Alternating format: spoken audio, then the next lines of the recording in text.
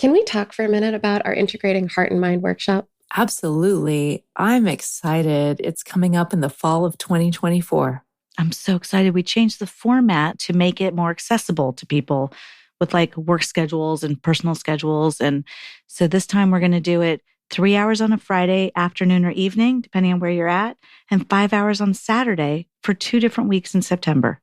Yeah, it's so great. Like if you're finding yourself stuck in like sticky bad patterns or having communication issues or something like that, or if you want to just like get closer and trust yourself or your partner more, this is the workshop for you. Yeah, and individuals are welcome, couples are welcome. If you're interested in really thinking through how to serve yourself well inside of your relationships, then we've built a workshop that will support you in finding the ways that are just right for you. To sign up, head over to our website at whydoesmypartner.com/events. We hope you'll join us. Welcome to the Why Doesn't My Partner podcast. I'm Jules. I'm Vicky. And I'm Rebecca. We're your hosts. We're also couples therapists and messy humans bumbling through our own relationships every day. We met through our training and practice of relational life therapy. Between us, we have more than 40 years of experience holding hard relational questions with our clients. We're going to bring those questions here. And together, we're going to take a stab at answering those questions. This podcast is not a substitute for therapy.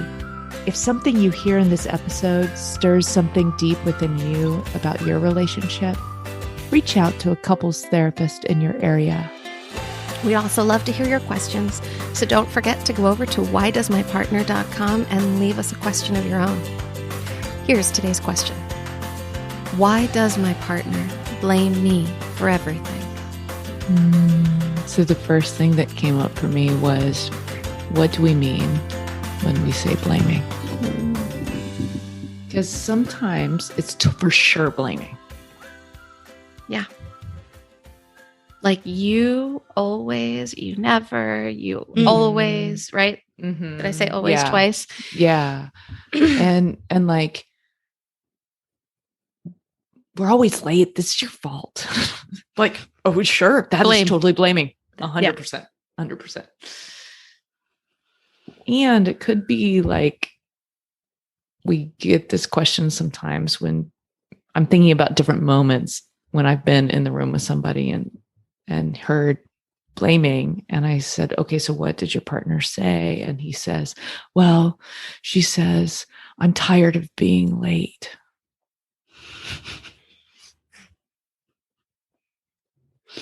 Yeah. Which I don't know. I mean, she could have been thinking a blaming thought when she said that, but there's nothing inherently blaming about that comment. I know that I'm the one that interprets it that way in my relationship. So I'm sitting here trying to think of the quote. Like I want to give the exact example and it hasn't come to me yet, but I know that's how I interpret it. As blaming. Uh-huh. And then either I internalize it and feel crappy or whatever, or I never lash out, or I lash back and like get defensive. And these are all the reasons why it's not my fault. Right. Defensiveness. Like, yeah. I wasn't saying that it was your fault. So I can't think of the exact quote. Yeah. So one question, if you're having this thought about your partner, would be, well, when you're saying blaming, are you saying that you take in disgruntledness as your partner communicating that that's your fault? Or is your partner actually blaming? Right. So we're now talking about some boundary work, perhaps. And I think direct request, right? Both, depending on which partner we're talking to. Yeah. Right. Because if I'm talking to the partner who is saying something, then I'm talking about direct requests. And if I'm talking to the partner who's hearing it, then we're talking about perhaps some boundary work.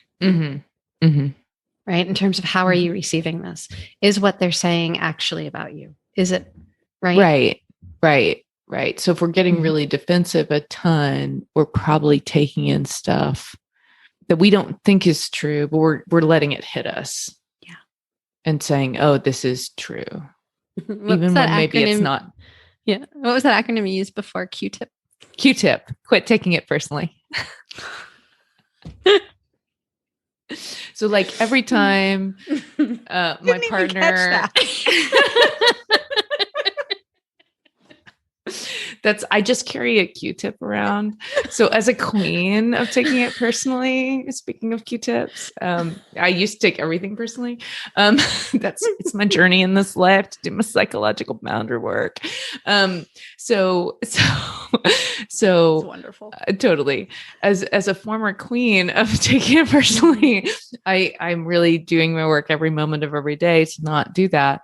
And part of that journey means thinking about what's true and what's about me and taking it in if it meets that criteria and saying, oh, that's yours. Right. And I'm going to lean in with lots of curiosity and lots of connection.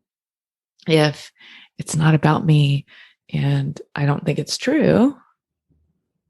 I like to think of that boundary as, and Jules, I might have gotten this verbiage from you, the space between what I hear and what I absorb. Yeah, I love it. So yeah, if I don't have to absorb everything that comes at me anymore. Right. Because I have a history of doing that as well. Well, and we all do, to be super clear about it, because children absorb everything. Oh, yes. Thank you. Good point. So 100% of people started on this earth absorbing everything because kids are sponges. And then maybe in our development, we were supported in not doing that. And maybe we were not. And if we were not, we generally have one of two responses. Either we keep taking everything in, no matter what it is, or we wall off because it's so much that we don't take anything in. Right. Yeah. And either way is a sign that, oh, you probably take a lot of stuff personally. Oh, yeah, that makes sense. Right. Because even if you're walling off because you take it personally. Right? Yeah. You wouldn't be walled off if you didn't take it personally. You would just be. Oh, say that again. You wouldn't be walled off if you didn't take it personally. You would just be. You would just be. Period. That's a beautiful sentence. Yeah. And so there are two different ways of showing up to protect yourself, but it's about the same stuff. It's about the same stuff. Right. So what I'm catching here, is that we're talking about connection and protection, right? We're talking, which is so much about this whole boundary piece that we teach and that we talk about, right?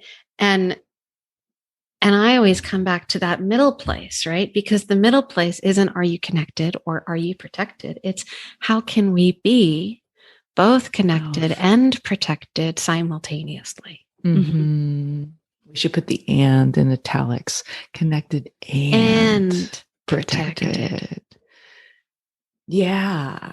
And it makes me think too of the blame thing. Because that's the other line we talk about. Right.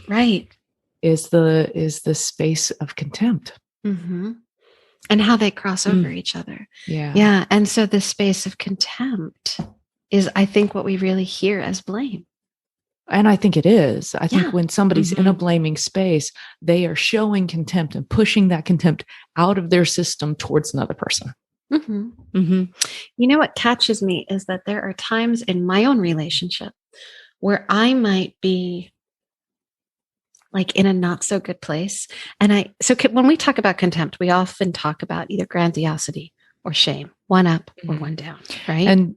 And we should slow down and make sure everybody's following us on that point. So think about it as contemptuous energy, contemptuous thought, contemptuous feeling. When it's pointed in towards yourself, we're shaming towards ourselves. And when it's pointed out towards another person, it's blaming language towards the other person. And you can feel that, like, think about, I don't always have contempt-free driving. I do not. I'm terrible. So if I make a mistake in driving, I might go, Jules, you stupid piece of right.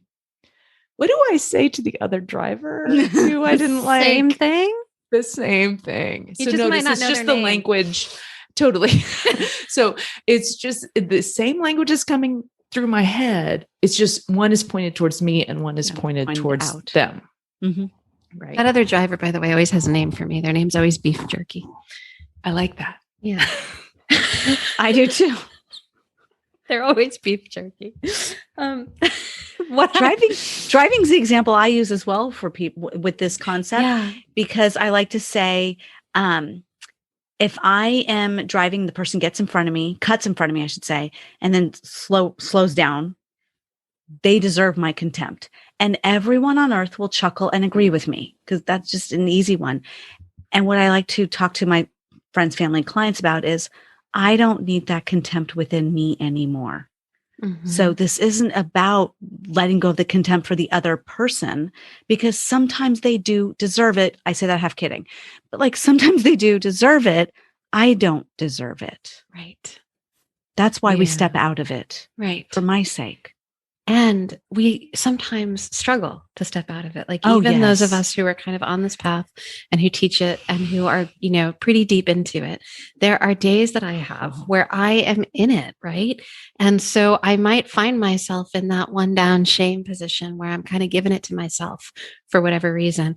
And what I've found, and I find this really interesting, is that if from that place I say something to my husband, like, oh, I forgot to take the garbage out, or I don't know, like anything, right? Sometimes he will hear that and be like, what's up with you? And other times he will hear it and be like, are you trying to tell me that I should have, like, or is this a blame thing? Right? Like it can go there if his boundary also isn't secure. It's not like if he's not in a safe place for himself and I'm not in a safe place for myself, then it can go there pretty easily. Yeah. Without intent. Such a dance. Yeah.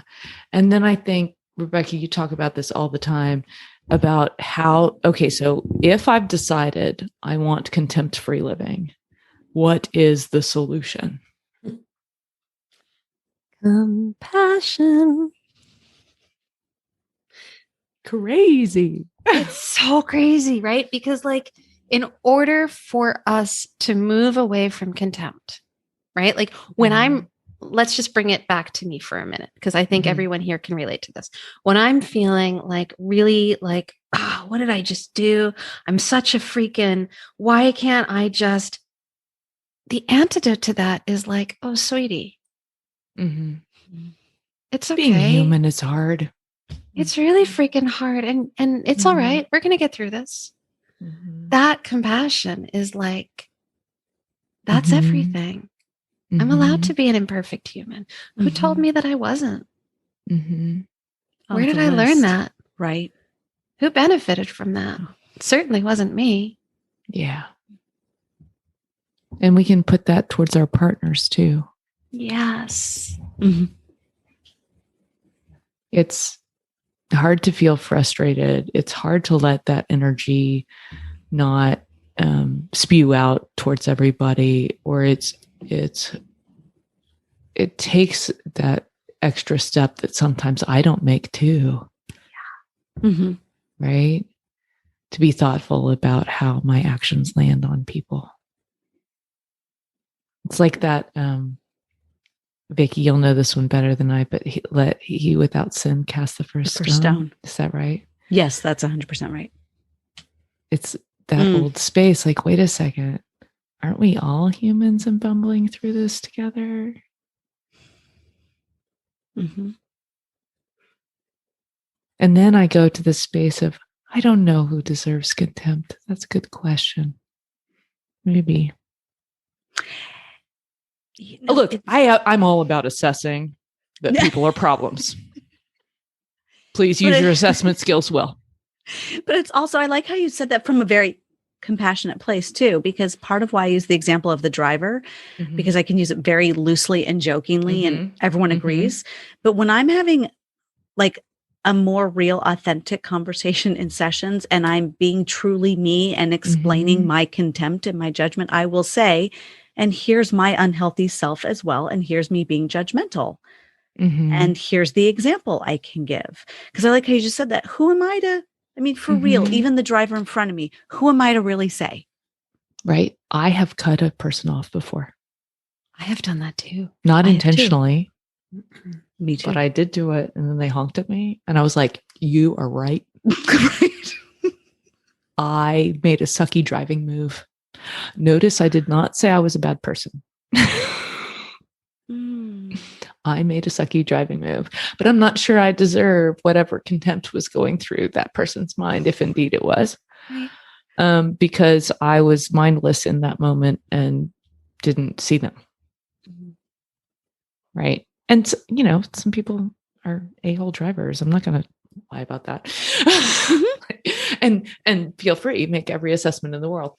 And I think there is a difference between assessing, oh, that person isn't a good match for me, or oh, that I was talking about my kid, that with my kiddo, she's at a camp and she's exposed to new people, and she found herself really attracted to some people, unless she'd said, I don't actually want to be friends with that person. And she said, she actually asked me, does that make me mean, mommy?